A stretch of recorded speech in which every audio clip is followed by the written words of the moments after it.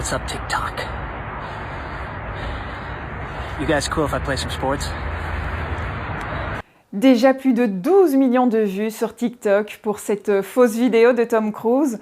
Le tour de passe-passe est impressionnant. C'est ce que l'on appelle un deepfake, une technologie qui permet de truquer les vidéos en transposant le visage d'une personne sur celui d'une autre. Sur les réseaux sociaux, le nombre de ces deepfakes explose et il deviendra de plus en plus difficile de distinguer le vrai du faux. Tom Cruise se cassant la figure ou encore dégustant une sucette dans un jardin. Oh. Oh my God. L'auteur de ces deepfakes ultra réalistes, c'est un Belge, Chris Humé, un expert dans le domaine. Et comme il nous l'explique, c'est le résultat d'un travail de professionnel. J'ai dû récupérer un tas de données sur Tom Cruise, beaucoup de photos et de vidéos. Il faut couvrir tous les angles, quand il regarde à gauche, à droite, au-dessus, en dessous. Ensuite, le logiciel a dû étudier le visage de Tom pendant 2 mois. Et puis, il a besoin de 2 à 3 jours par film, auquel il faut ajouter 24 heures de post-production. Pour le moment, les personnes capables de réaliser des deepfakes d'une si grande qualité sont très peu nombreuses. D'autant plus qu'un tel résultat n'aurait pas été possible sans l'aide d'un imitateur de Tom Cruise, l'acteur Miles Fisher. C'est lui qui a joué dans les vidéos originales qui ont par la suite été truquées.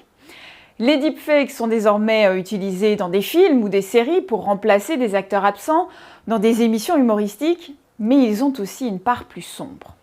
L'un des objectifs de l'artiste belge Chris Humé était notamment d'alerter sur les risques liés à cette technologie.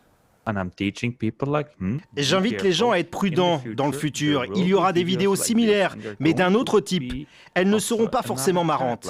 C'est aussi une bonne leçon pour les journalistes, car dans le futur, ils devront s'assurer de l'authenticité des vidéos.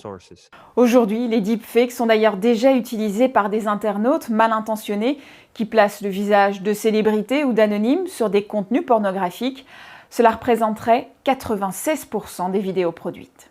Il y a eu un certain nombre de réseaux de trafic de deepfakes pornographiques qui ont été démantelés en Corée, en Russie, au Japon. Il n'y a pas de raison qu'il n'y en ait pas d'ailleurs ailleurs. Pour le coup, c'est une vraie menace parce que, outre le fait que ça joue sur la vulnérabilité en fait des personnes, ça entretient aussi quelque part une mafia puisque c'est des trafics monétisés.